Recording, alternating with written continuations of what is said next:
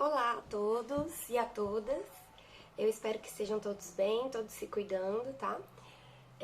Vou enviar esse vídeo para vocês para explicar um pouquinho a matéria que eu já abordei nos resuminhos enviados.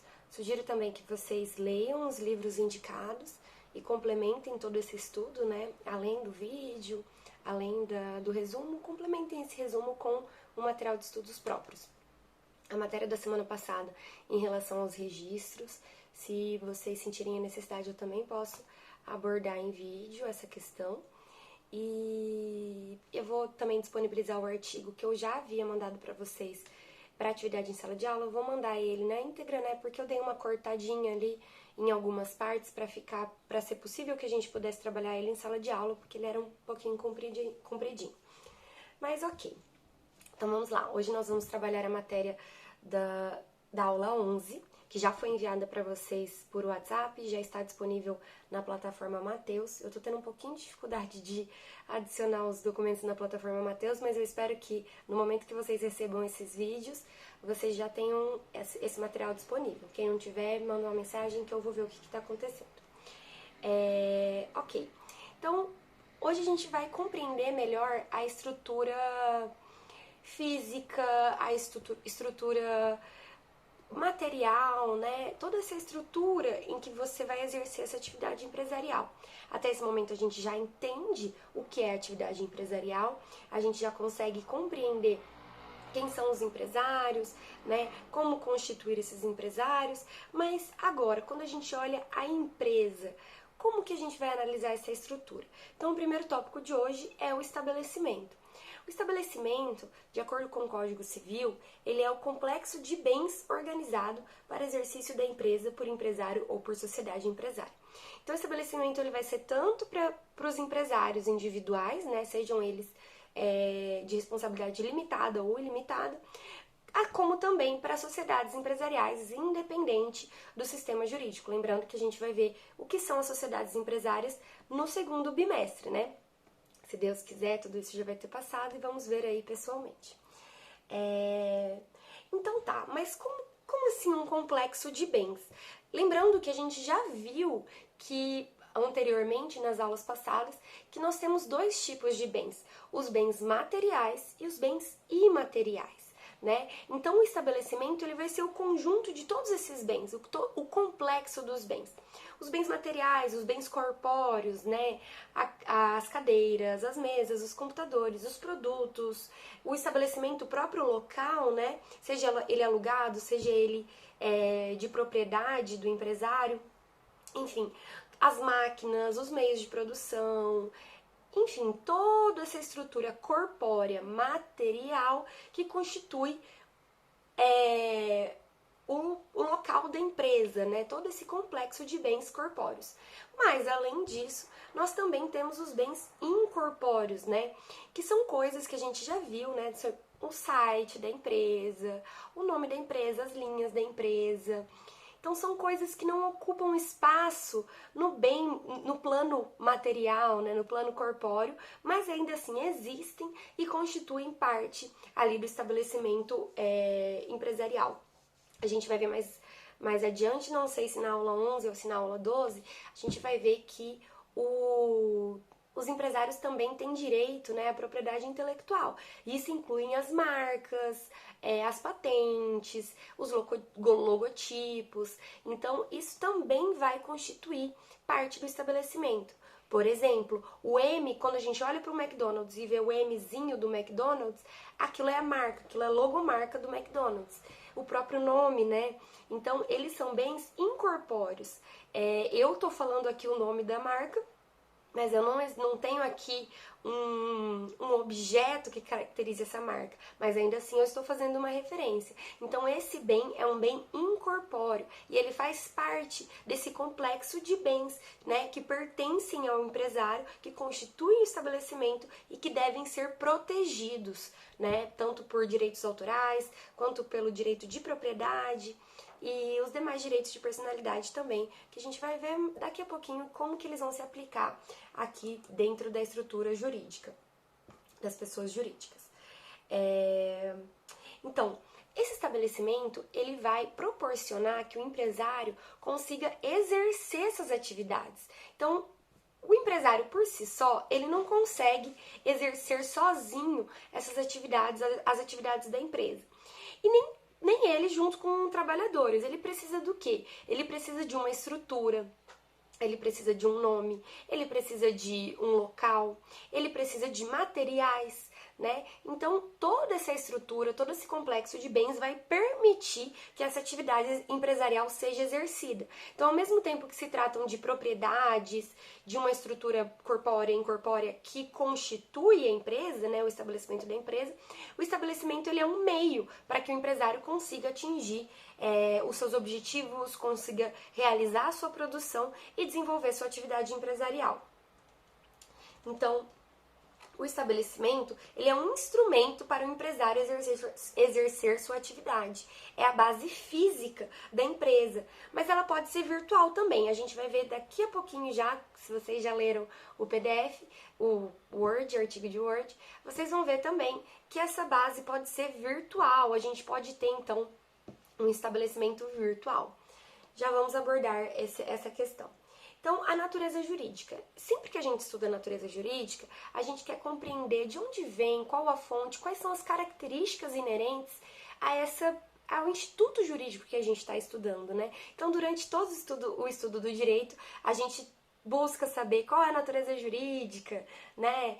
Quais são as características, enfim, né? Durante todo o estudo do direito, em todas as áreas do direito, a gente procura saber o que é a natureza jurídica. Então, a natureza jurídica do estabelecimento é uma universalidade de fato, né? Ela existe, não é apenas de direito, ela existe no mundo real, que difere da universalidade de direito, pois na universalidade de direito, a destinação decorre da norma jurídica, mas como no caso da massa falida, né? Que a gente já falou um pouquinho em sala de aula, a massa falida ela é destinada a pagar as dívidas do empresário falido.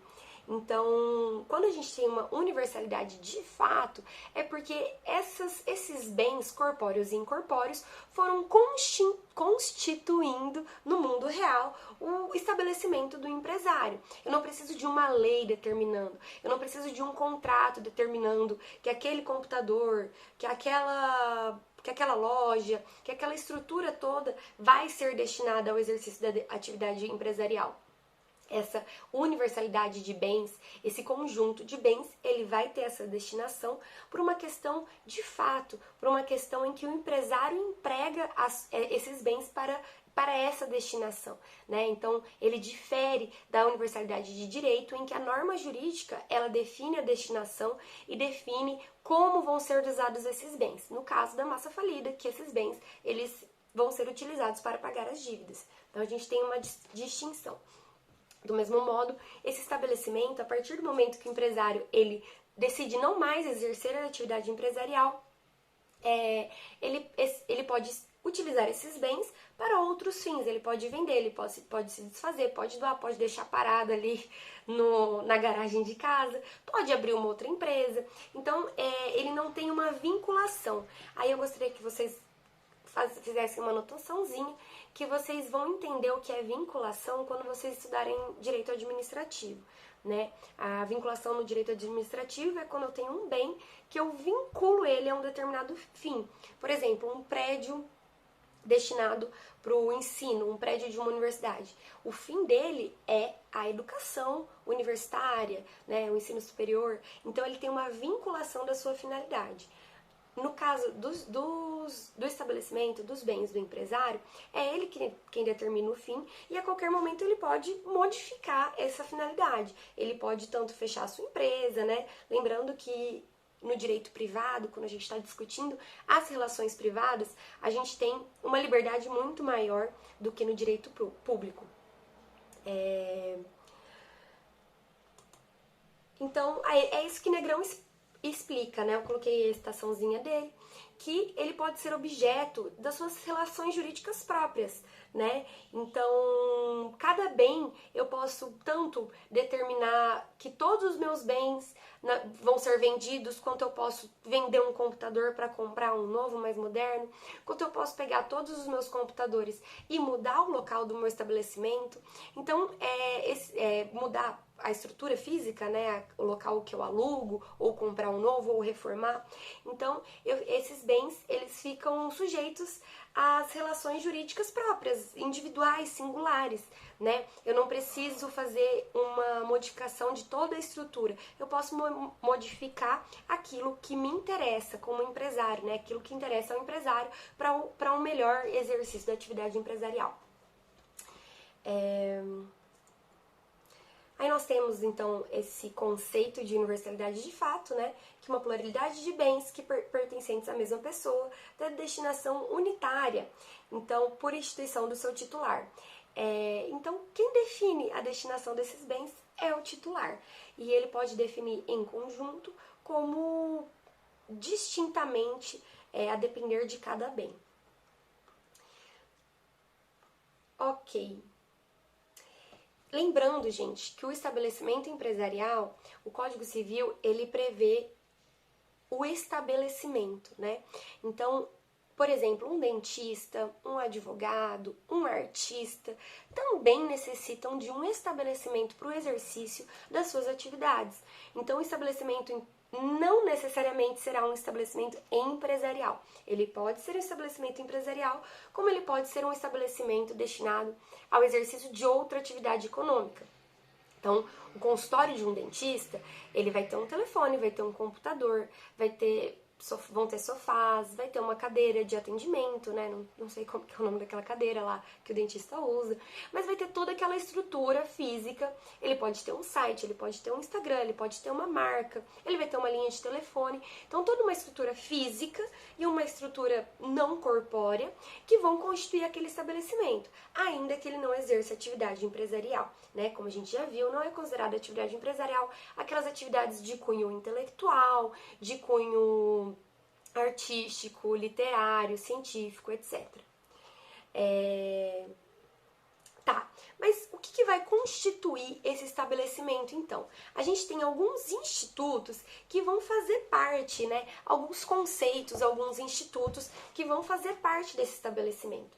E aí que a gente entra naquela parte do direito empresarial que ninguém gosta, que são esses conceitos que tem um nome absurdo por uma coisa muito simples. Então eu quero que vocês prestem um pouquinho de atenção, vamos junto aqui, que apesar dos nomes serem, né, não usuais, a gente não usa no nosso dia a dia, mas vocês vão entender porque são coisas comuns, são coisas que até, por exemplo, eu que nunca exerci, nunca convivi com alguém que exercesse atividade empresarial, eu consigo compreender muito bem, consigo relacionar muito bem a essa questão. Então, o aviamento. O aviamento é o atributo do estabelecimento empresarial, resultado do conjunto de vários fatores de ordem material ou imaterial que lhe conferem capacidade ou aptidão de gerar lucros. E é aqui que a gente tem essa definição do que é o aviamento. É a aptidão ou a capacidade de gerar lucros, né? Então, primeiro a gente tem que compreender qual é a condição daquele estabelecimento de gerar lucros, né? De onde vem essa condição desse estabelecimento de gerar lucros? Qual a capacidade? Como que eu quantifico essa capacidade? Quando a gente vê uma fusão empresarial, a venda de um comércio, a venda de uma empresa, seja ela grande ou pequena, o que vai ser analisado na hora de determinar o valor dessa venda, dessa fusão, enfim, o valor dessa empresa, vai ser justamente o aviamento dessa empresa, essa capacidade de gerar lucros. Por exemplo, vamos supor que a Boticário queira comprar a Natura. Se eu não me engano, ela já até já houve até a fusão dessas empresas ou outras duas empresas de cosméticos brasileiras. Mas vamos supor que a Boticário queira comprar a Natura. Quando eu vou determinar qual o custo que eu vou pagar, porque vamos imaginar, a Natura ela possui indústrias, né? Possui máquinas, então eu tenho todo ali o estabelecimento empresarial. Normalmente as lojas da Natura não são localizadas em locais próprios, né? São alugadas, mas eu tenho ali todo aquele sistema interno, né? Toda a disposição interna de prateleiras, etc. Então, uma parte do valor vai ser determinada por isso. Ok, qual é a estrutura física? Tá, qual a estrutura física? Seja ela, qual a estrutura de bens materiais e imateriais. Então, ela tem um site, ela tem um sistema de vendas online excelente, ela tem uma rede de várias empresas instaladas, então ela tem ali vários produtos, ela tem 5 fábricas, ela tem nananã. Eu vou quantificar, né, qual a quantidade e qual o valor desses bens. Mas além disso, o que vai definir muito mais qual o valor dessa venda é a capacidade dessa empresa gerar lucros. Então é o aviamento dessa empresa. Imaginem, pessoal, que minha mãe era proprietária de uma empresa de máquina de datilografia. E essa empresa era número 1 no Brasil e eu tinha unidades em todos os estados, eu tinha fábricas em todos os estados, então a minha estrutura de bens era enorme, era muito grande.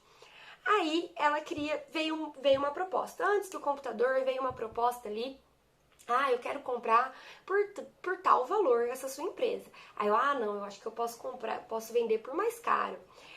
Aí uns anos depois surgiu o computador, surgiu a internet e essa máquina se tornou ultrapassada. Se lá atrás, com a mesma estrutura, enquanto essa máquina era a mais moderna, a máquina de datilografia, a máquina, para quem não viveu aí essa época, a máquina de escrever, né? Se antes do computador ela era a tecnologia mais moderna, a partir do computador ela passou a ser ultrapassada. Então a pessoa não vai mais comprar uma máquina de escrever, ela vai comprar um computador, né, que atende muito melhor essa questão. Então a minha capacidade de produzir lucros, enquanto proprietária de uma empresa que produz e vende máquinas de escrever, é baixíssima.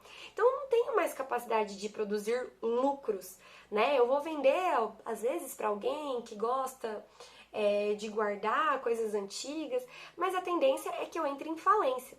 Por mais que eu tenha estrutura física e bens em todo o território nacional.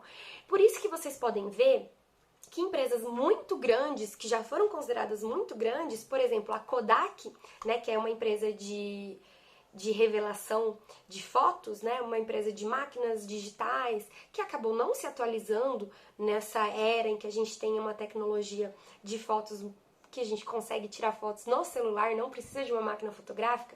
Aí quem tiver um pouquinho mais minha idade vai entender, os pessoal um pouquinho mais jovem talvez fale, meu Deus, o que a professora tá falando? Mas antigamente a gente tirava fotos em máquinas fotográficas, nem tão antigamente assim, tá, pessoal? Uns 10 anos atrás a gente tirava fotos em máquinas fotográficas e daí juntavam os rolos e levava para revelar. E a Kodak era a empresa número 1. A Kodak possuía uma empresa, um alcance mundial, possuía indústrias em todos os lugares do mundo.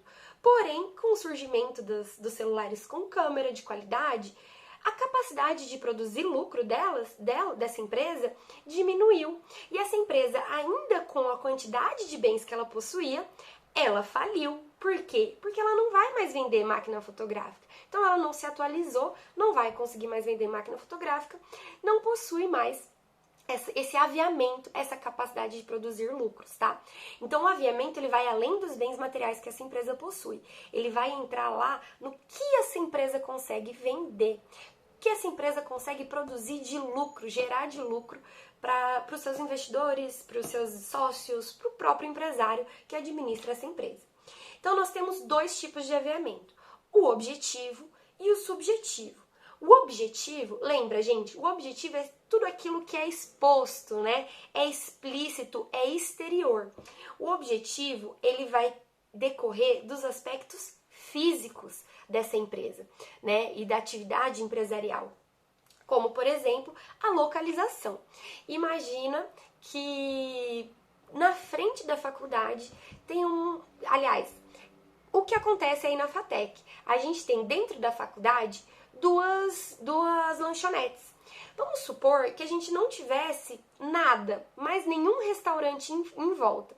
A capacidade de produzir lucros dessas duas lanchonetes, a capacidade de produzir lucro dessas lanchonetes seria a localização. É estar localizado em uma região em que não há concorrência, por exemplo. Então, eu teria ali a localização como principal fator. Então, você não procura aquela empresa pela qualidade ou por vender a melhor coxinha, mas porque é mais perto, porque está num local próximo. Por exemplo, essas lanchonetes que se localizam em funerárias, em cemitérios, normalmente não há restaurantes em volta, né? Que restaurante que quer ficar localizado do lado de um cemitério? Nenhum. Então, aquela lanchonete, normalmente uma, duas no máximo, que ficam ali em volta de uma funerária, de um cemitério, ela acaba tendo um grande fluxo, não pela qualidade da sua comida ou pelas referências da sua comida, mas sim pela sua localização. E aqui, gente, eu quero chamar a atenção que a localização não é somente quando você tem ausência de concorrência. Às vezes a sua localização é privilegiada justamente por ter muita concorrência em volta. Então aí, quem já casou, quem pretende casar, já ouviu falar da Rua das Noivas em São Paulo, né? Então, lá você vai em um local, quem vai para São Paulo comprar vestido de noiva, vai nessa rua, por quê? Porque, conhece a loja tal? Não, mas sabe que lá vai encontrar uma grande variedade de lojas que vendem vestidos de noiva. Então, a localização vai ser determinante. Se ela tiver muita concorrência em volta e esteja em um local determinado, conhecido por vender aquele produto, por exemplo, quando você vai na feira. Quando você vai na feira, você não vai na feira, ou nem sempre você vai na feira, para ir comprar a laranja da barraca do seu João. Você vai na feira porque sabe que lá você vai encontrar muita laranja de boa qualidade. Então, o seu João, ele vende as laranjas na feira, não necessariamente pela qualidade, porque a laranja dele é muito diferenciada, mas é porque ele sabe que ali, né, o seu aviamento, a sua capacidade de produzir lucros é muito maior. E também nós temos o aspecto subjetivo do aviamento, que é aquele aspecto de fatores intrínsecos, internos, né, conceituais quanto à atuação do empresário. Por exemplo, a sua competência e boa fama. Se você for comprar a laranja do seu João, porque a laranja dele é a mais barata e é a mais docinha, nem que ele venda lá em outra cidade, ele vende essa laranja lá em São José dos Pinhais, eu pego meu carro, eu pego um ônibus, vou até São José dos Pinhais só para comprar a laranja do seu João, esse aviamento dele, ele tem um aspecto subjetivo. Então, quando você compra um produto baseado na boa fama, na qualidade, na marca, né? Você vai no McDonald's, não pela localização, às vezes sim, né? Às vezes o aspecto subjetivo e o objetivo estão juntos. Mas você vai naquele local para consumir aquele produto, independente de onde ele esteja, né? Então, quando eu vou comer uma pizza e eu ando ali 3 estações de ônibus para comer aquela pizza, porque aquela pizza é a melhor da cidade, então o aviamento, a capacidade de produção de lucros desse empresário está na qualidade. E aí vocês têm que observar, quando o aviamento ele tem um aspecto objetivo, esse aviamento nem sempre vai ser linear, porque imagina que eu vendo bolo na frente da faculdade. Eu falo, olha, vender bolo na frente da faculdade, eu sou a única que vende bolo, os alunos saem morrendo de vontade de comer bolo, então eu tô aqui, tô lucrando bastante. E daí, essa faculdade fecha, ou muda de lugar. O meu aviamento, ele não vai mais existir, né? Ou ele vai ser muito mínimo, eu vou ter que mudar ali os meus planejamentos em decorrência de que o meu aviamento, a minha capacidade de produção de lucros decorria da presença de universitários. A partir do momento que eu não tenho mais, esse aviamento se extingue ou diminui, né, drasticamente. Agora, quando o aviamento ele tem um aspecto subjetivo, é muito ele é muito mais regular, porque ele vai depender de aspectos internos daquela empresa. Então, se aquela empresa mantiver a sua qualidade no decorrer dos anos, acompanhar aí as novidades, esse aviamento vai continuar, né, linear. Por exemplo, a Natura, voltando para aquele exemplo, a Natura, ela tem um aviamento, uma qualidade. Quando você compra Natura, você compra porque você conhece a marca, porque você conhece a qualidade, porque você gosta do produto, enfim, você já conhece. E nos últimos anos, né, desde que a gente conhece, não houveram grandes escândalos. Existem estudos, ela tem uma capacidade científica muito grande, enfim. Você tem uma linearidade na atuação dessa empresa. Então, esse aviamento ele é constante. O que pode prejudicar esse aviamento? Se for descoberto um escândalo na produção, se houverem testes que mostrem que a qualidade não é tão boa assim, se a empresa começar a diminuir a qualidade dessa produção, né? Ou então se revelar que aquela qualidade não era a que se esperava. Enfim, isso vai poder diminuir o aviamento, tá? Mas aí são questões internas da empresa, não externas, né? Então, se eu tinha uma Natura num shopping e esse shopping fechou, a Natura vai continuar sendo vendida na revistinha. Então, não é pela localidade. Eu não vou no shopping, eu não compro na Natura porque ela está no shopping. Eu vou no shopping para comprar Natura, né? Então, eu vou me locomover para outro local para efetuar essa compra quando eu tenho esse aspecto subjetivo. Ok? Tudo certo, pessoal? Se vocês tiverem dúvida, vão anotando aí conforme vocês vão vendo a aula. O bom é que dá pra vocês pausarem, voltarem, escutarem de novo, né? E, bom, qualquer coisa eu tô à disposição. Ok. O que faz parte do estabelecimento também é a clientela. Poxa, prof, mas clientela é bem? Né? Seria um bem imaterial. Porque a clientela enquanto o aviamento ele é a capacidade de produção de lucro, a clientela ela vai ser aquele conjunto de pessoas que mantém o estabelecimento numa relação continuada de prestação de serviços ou entrega de bens. Então, se eu não tenho uma clientela, não adianta o meu aviamento. Se eu vendo bolo na frente da faculdade, sou a única que vende bolo, mas essa faculdade é fitness, ninguém come bolo, não adianta. Eu tenho ali um aviamento, uma capacidade de produção de lucro devido à minha localização, que a princípio seria muito boa, mas se não há clientela, se ela não adere a esse produto, então não adianta, não tem... esse aviamento ele não vai existir. Então, enquanto aviamento eu vou analisar esses fatores, quando eu estudo a clientela, eu vou observar quem são essas pessoas que mantém esse estabelecimento, essa relação de entrega, de venda de bens e prestação de serviços. Essa clientela, ela pode tanto ser fixa, né? Isso vai acontecer muito quando a gente vê um aviamento subjetivo. Então, lembra daquela pizzaria, a melhor pizzaria da cidade, que eu ando 3 estações de metrô, de trem, de ônibus para chegar nela? Eu sou uma clientela fixa, as pessoas vão por causa disso. Mas se eu vendo pastel na rodoviária, eu não tenho uma clientela fixa, mas eu tenho um fluxo de clientes muito grande, porque todos os dias estão chegando pessoas passando ali por aquela localidade.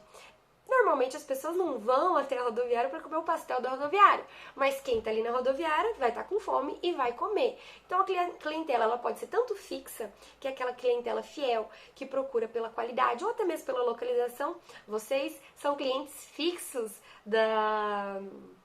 das cantinas da FATEC, porque vocês estão todos os dias lá tomando um cafezinho, comendo um chocolatinho, comendo um salgado, né? E vocês também provavelmente são clientes fixos de outros locais, pela qualidade, pela localização, pela facilidade. Eu moro num local que tem uma padaria aqui do lado. Eu vou lá porque é o melhor pão? Não, mas eu vou lá porque é o local mais perto, o pão é muito gostoso, apesar de não ser o meu preferido, mas eu sou uma clientela fixa, tanto pela qualidade quanto pela localização. O aviamento e a clientela, eles não pertencem, tá? Eles não são propriedades. mas eles são levados em consideração quando eu vou analisar o valor daquele estabelecimento. Então eu vou olhar qual a capacidade desse estabelecimento produzir lucro. E tá, ok. Vamos supor essa padaria aqui do lado de casa. Eu vou olhar essa padaria.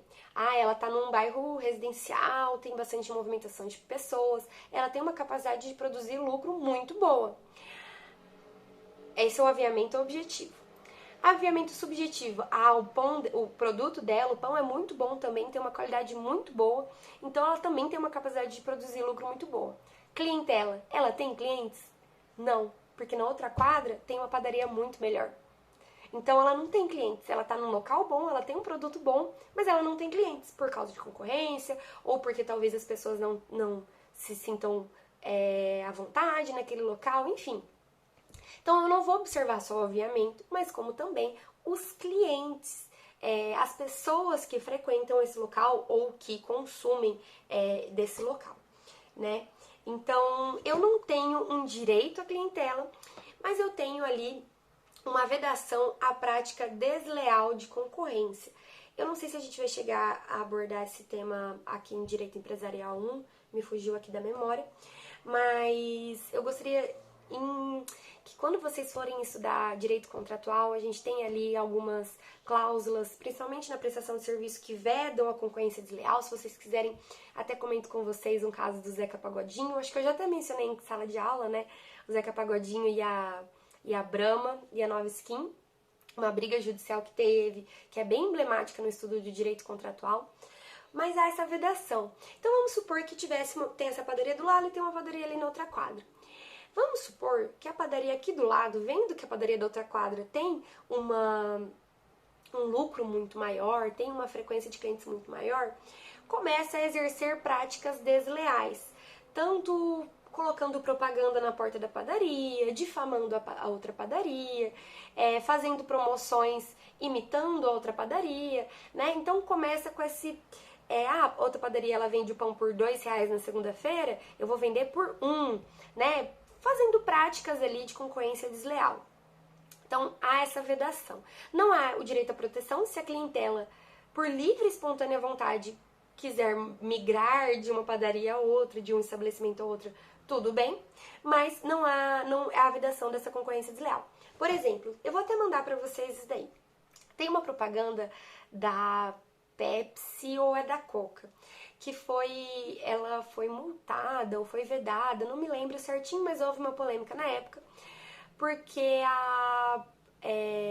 era uma propaganda difamatória. No Brasil a gente não pode esse tipo de propaganda, tá? Mas era uma propaganda que o menino, ele ia na maquininha e pegava 2 cocas e colocava no chão e pisava em cima das cocas para ele chegar mais alto e conseguir pegar a Pepsi. Ou era 2 Pepsi para conseguir pegar a Coca, alguma coisa assim. Eu só sei que no Brasil a gente não pode ter esse tipo de propaganda, porque essa é uma propaganda desleal, você tá desmerecendo ali aquele produto, aquela empresa. Então você não pode ter uma propaganda de difamação. Isso é vedado, tá? Pela nossa legislação. E aí a gente tem que dar uma olhadinha no Código de Defesa do Consumidor, a gente tem que dar uma olhadinha no direito contratual, no direito civil, que a gente vai encontrar essas disposições. Se vocês quiserem, eu até mando alguns artigos bem interessantes sobre isso. Ok, chegamos na palavra mais temida do direito empresarial, né? Que todo mundo, quando vai falar mal do direito empresarial, fala do trespasse. Mas, gente, trespasse é muito simples de entender. O trespasse é a transferência da propriedade do estabelecimento para outro, né? Então, vocês já andaram no centro da cidade e viram ali uma plaquinha escrita "Passo ponto"? Isso é um trespasse, né? Imagina se a gente divulgasse "Faço trespasse", meu Deus, né? O que é isso? Mas o trespasse é isso, é quando você passa a propriedade do bem, a propriedade do bem não, a propriedade daquela empresa, né, do seu estabelecimento, do seu aviamento, da sua clientela para outra pessoa. Então vamos supor que essa padaria aqui do lado de casa, né, vamos usar ela muito de exemplo.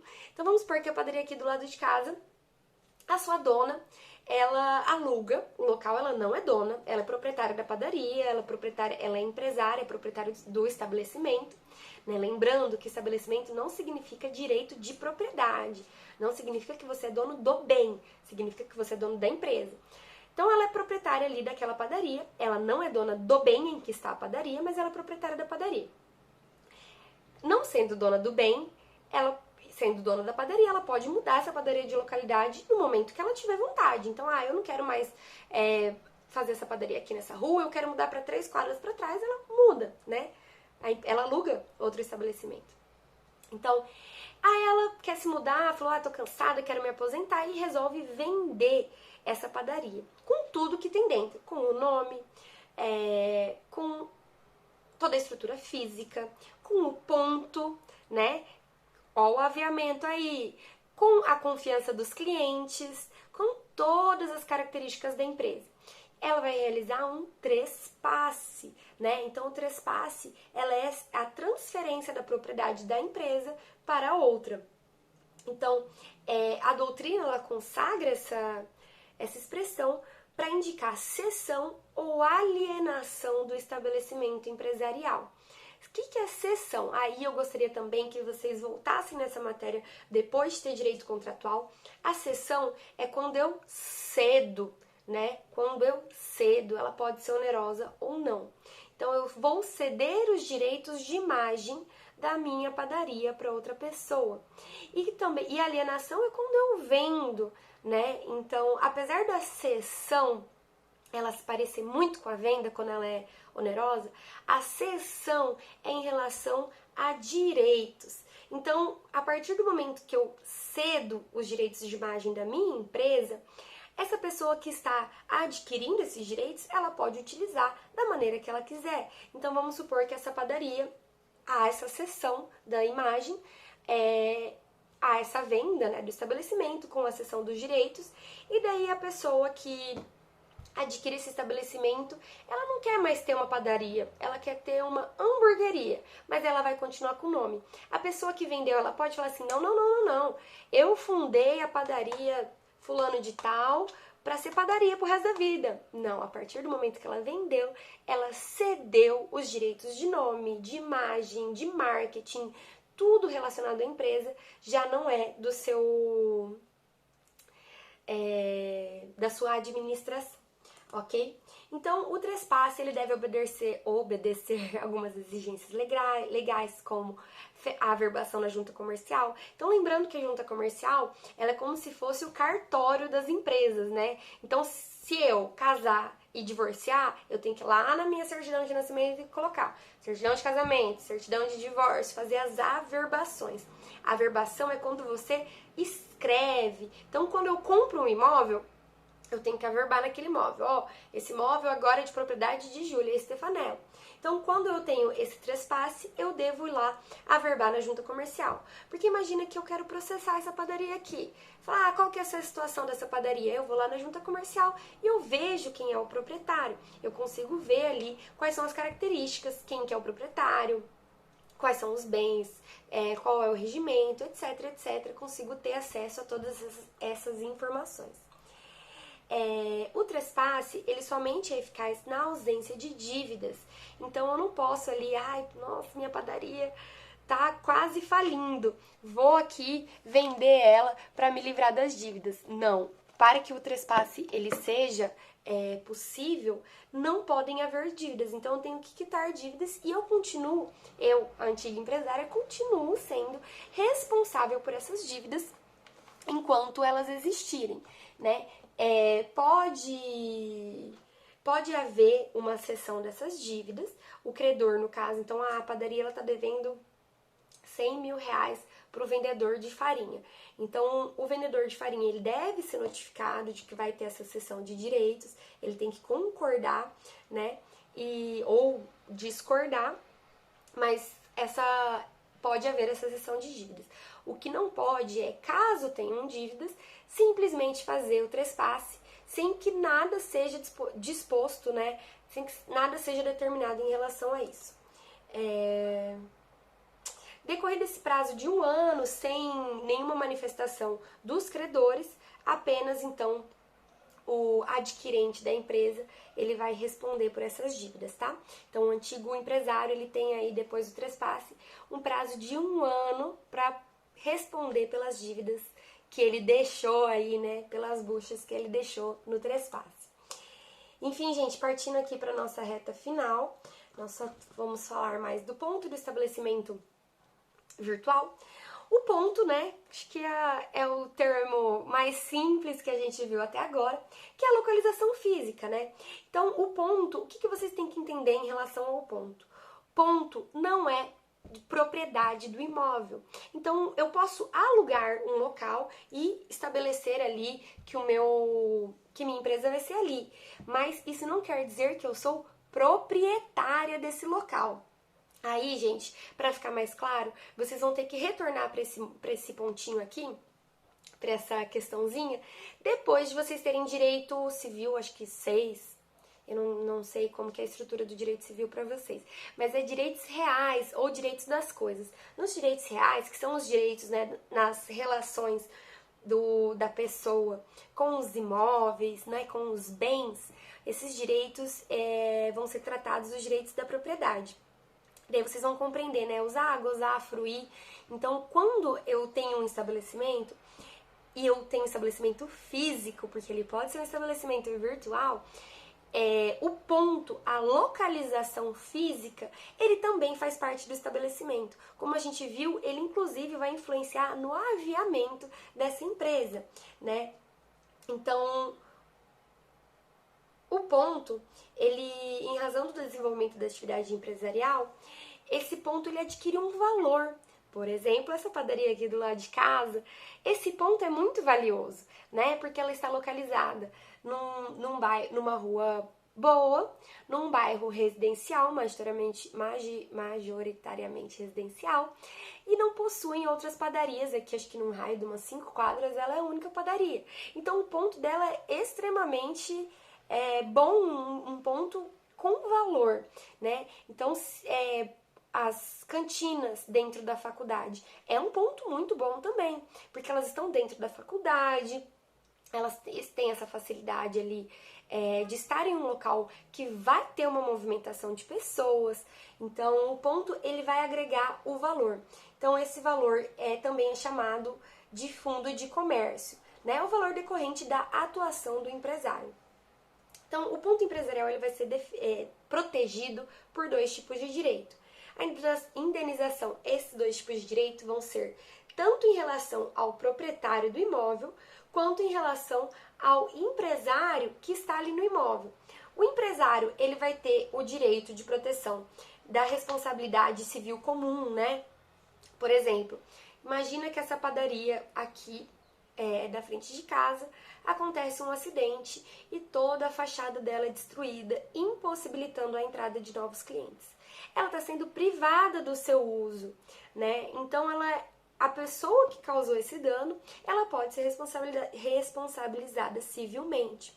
Do mesmo modo, enquanto a padaria ela vai poder ser indenizada pela privação do uso, seja do estacionamento, seja da entrada, né, seja ali de uma parte do seu estabelecimento, o proprietário do imóvel, ele tem o direito à indenização pelos danos causados à sua propriedade. Então, a gente tem aí uma outra proteção, né, que é a do proprietário. Até mesmo se a própria empresa causar algum dano para aquele imóvel, ela deve indenizar o proprietário. E também a empresa, eu vou até mandar para vocês, coloquei aqui, a empresa ela tem o direito de permanecer no imóvel. Normalmente, gente, esses contratos comerciais, eles têm uma duração maior do que contratos de locação comum, né? Eles duram, se não me engano, 5 anos. E o empresário, ele tem preferência, né? Para que se continue, para que ele mantenha aquele ponto, né? A gente pode ver que tem empresas aí que estão há 30, 40 anos no mesmo ponto. Então, quando há essa renovação do contrato de aluguel, ele não pode ser quebrado sem uma motivação maior. Tem que se dar preferência para renovação, né? Ainda que haja ali um aumento no valor do aluguel, mas se dá preferência para o empresário que já ocupa aquele ponto, tá? Ele tem esse...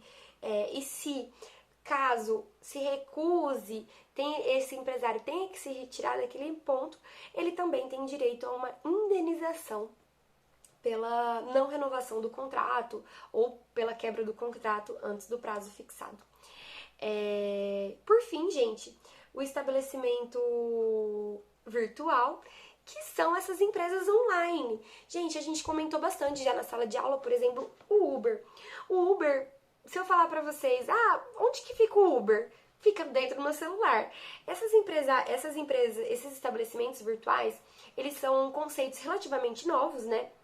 A gente tem aí com o advento da internet, eu digo relativamente novos, porque quem aí é da minha geração ou das gerações anteriores sabe que, por exemplo, quando eu nasci, há 27 anos atrás, a gente não tinha internet, não tinha computador, né? Eu fui conhecer um computador, acho que com 9 anos, por aí, 7 anos, 8.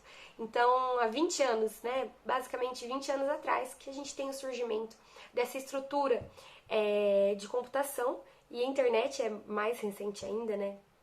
Então, esses estabelecimentos que atuam, essas empresas de atuação online, são estabelecimentos virtuais, que é o site, né? O site vai ser o conjunto de informações, imagens, servidor, né? Para quem não sabe, o nomezinho do site, né? www.nananana.com.br, ele faz parte do estabelecimento virtual, ele tem uma proteção de propriedade ali do empresário. Então, todas essas questões também vão ser protegidas e também fazem parte. Então, se eu tenho um site de fácil acesso, um bom navegador, os softwares desenvolvidos para que esse site consiga rodar, eles vão estar sujeitos a registros, né? E a proteção também. E eles também vão, consequentemente, fazer parte do aviamento, né? Da clientela. Eles também possuem essas características, né? Eles também vão possuir um aviamento, uma clientela, ainda que eles não sejam físicos. Por exemplo, se a Casas Bahia ela tem uma venda online. Então, se eu for realizar uma fusão empresarial das Casas Bahia, eu vou procurar saber qual a porcentagem de lucro dessa venda online, né? Então, o aviamento, qual é a produção de lucro? Qual a capacidade de produção de lucro desse site? É um site que está abandonado, vende ali 2 liquidificador e uma chapinha só. Aviamento é quase zero, né? Agora não é um site bem estruturado, é um site que tem ali diversos setores, que entrega rápido. Então, todas essas características também fazem parte do estabelecimento virtual. Ok, pessoal? Então, aqui encerramos a aula 11. Eu espero que não tenha ficado muito grande, muito cansativo para vocês. E estou à disposição para dúvidas. Daqui a pouquinho a gente se encontra de novo para ver a explicação da aula 12. Ok? Grande beijo e até mais!